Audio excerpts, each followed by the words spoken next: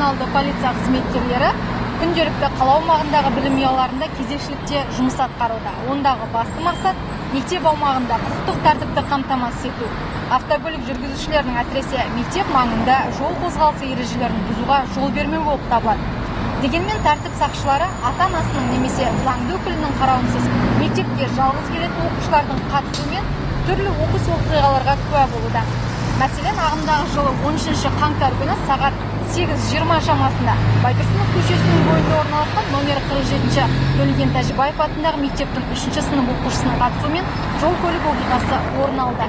Абырой болғанда жасөспірім дін аман. Қарама-қарсы бағытта келе жатқан жеңіл көлік жалғыз өзі сабаққа асығып жолды кесіп өтпек болған балақайды аңғармай қалады.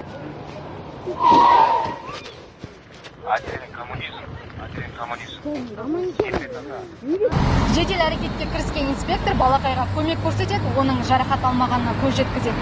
Оқиға орнына оқушының ата-анасы шақыртылып, оны медициналық тексерістен өткізуге алып кетеді. Айта кетейік, жаяу жүргіншілер мұнда жер үсті өткел арқылы өтуі қажет. Дегенмен орын алған оқыс оқиға өзге де ата-аналарға сабақ болуы тиіс. Салғырттықтың соңы өкінішті жағдайлармен аяқталуы мүмкін. Мен осы жерде таңертең обедте кешкісін балалардың жана жасөспірімдердің қауіпсіздігін қамтамасыз ету мақсатында осы жерде қызмет атқарамын. Бізде көріп тұрғандарыңыздай жол үсті өткелі.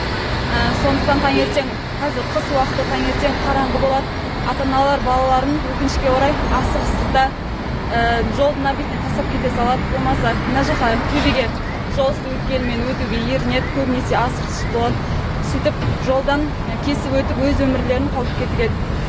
Мен үлкен өтініш айтқым келеді ата-аналарға және балаларға ешқандай асығыс танытпай, өз өмірлерін, денсаулықтарын бірінші орынға қойып, жол үсті өткел көпірмен, яғни көпір арқылы өтулерін сұранамын. Мен осы жерде өзім таңертең әдетте кешке қызмет атқарамын, осы жерде өзім боламын.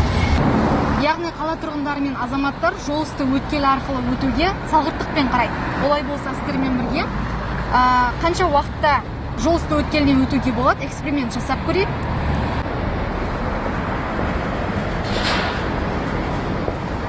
Дәл қазір сағат тілі 10:46-ны көрсетіп отыр.